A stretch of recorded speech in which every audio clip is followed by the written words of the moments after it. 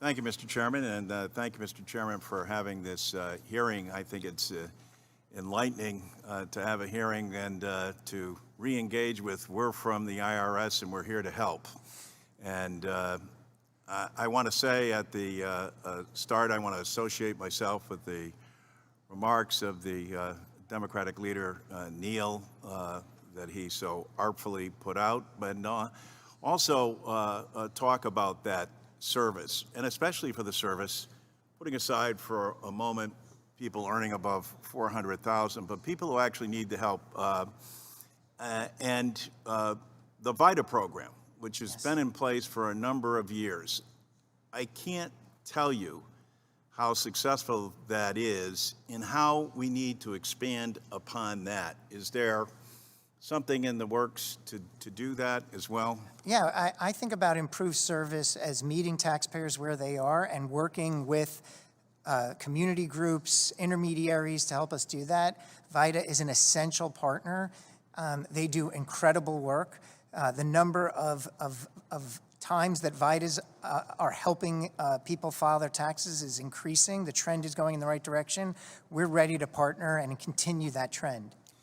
I think that's an important thing and something we can learn in government. I hope, along with Dr. Ferguson, to talk about using a similar program with more than 10,000 baby boomers a day becoming eligible for Social Security, that there's also a tremendous need for volunteer help at no cost to make sure that people are getting the benefits that they richly deserve and need.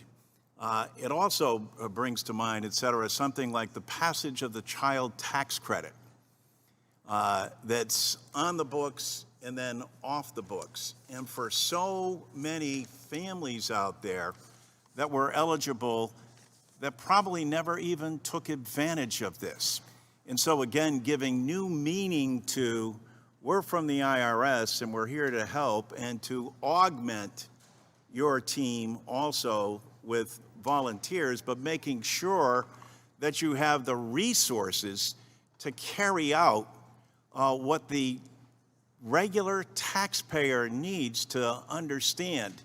And we have a chart behind us, and I want to commend you because we keep a record of, as I'm sure most members do the same thing, of the number of cases that we take up. And here, just in the area of tax filing, for the year, we have what went on in 2022 and what transpired in 2023. And as you can see with the new resources, the tremendous effort that was put forward.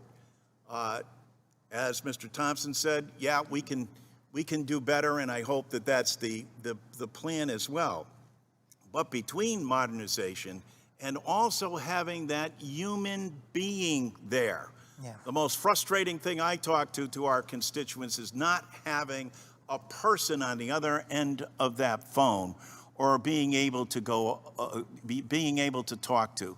The fact that you're open on Saturdays now as well and provide that opportunity. If you could comment on that as well, Mr. Yeah, I really appreciate the opportunity to comment. I mean, when we had lower resources, it was so frustrating for IRS employees, not just because we couldn't have the right amount of people on the phone, but also we couldn't do what we need to do as part of meeting taxpayers where they are and serving them effectively in underserved populations.